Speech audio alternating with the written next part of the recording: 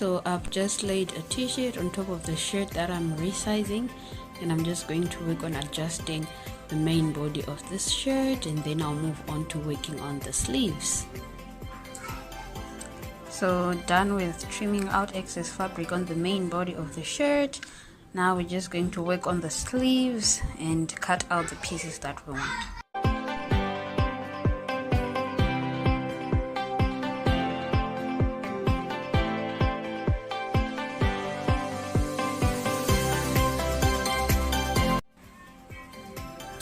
Some elastic on the sleeves, some elastic at the bottom.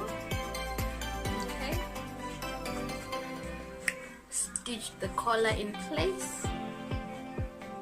Okay,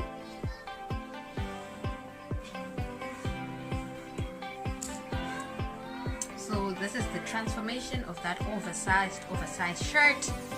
This is cute. That, I don't know what that was. Okay, but this is cute. Okay. I love this shirt.